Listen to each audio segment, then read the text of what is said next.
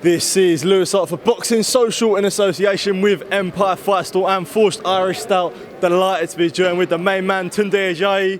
We're at York Hall. We're just in a great fight with Mark Chamberlain. How's things, mate? You know what? I actually come to see Mark Chamberlain, Khalid, Ali. Entertainment from 1 to 10 in that particular fight. A great fight. I was speaking to Carl Frampton earlier and we were talking about York Hall, and is it good that we still see sort of it's still at the hotbed of British boxing? We see so many great nights here. Everyone's had a great night at York Hall, and we can all still see that it's always here. Yeah, I think it's iconic. It's actually the breeding ground for some amazing talent. So many fighters of note have boxed here in their early days, and I just think its energy is unmatched. There's nowhere in Britain that can create the buzz such as York Hall, so it's good.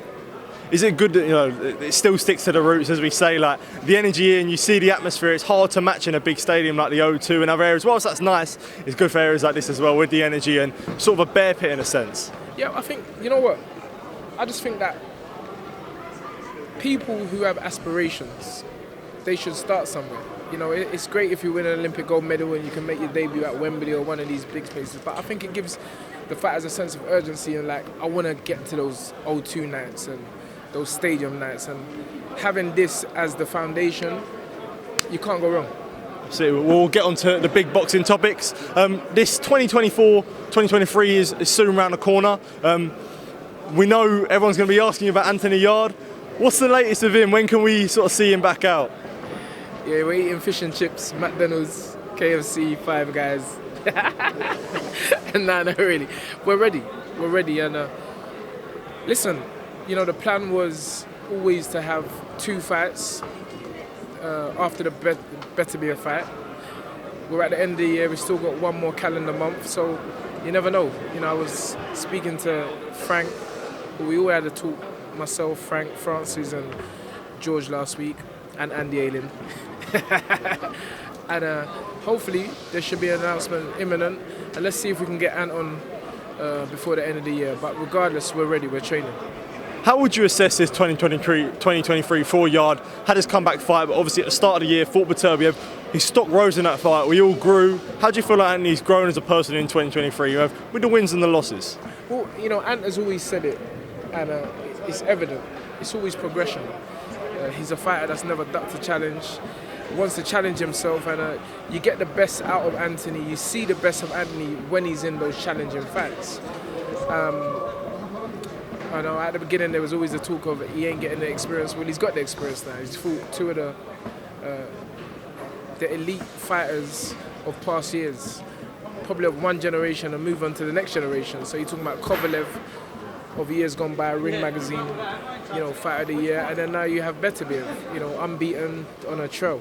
So Anthony's not afraid to challenge himself, but the thing about Anthony, the Andy Ayling's challenge, I told you, that's yeah, tell him, man.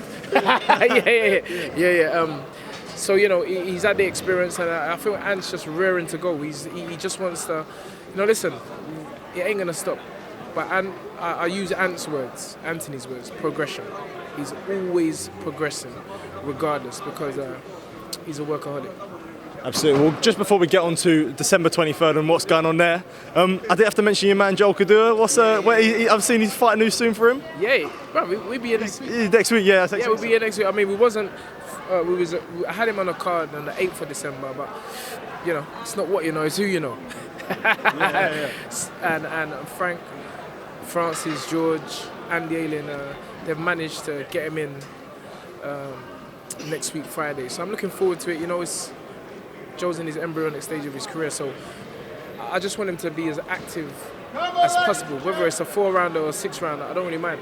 I just want him to fight because I know the potential.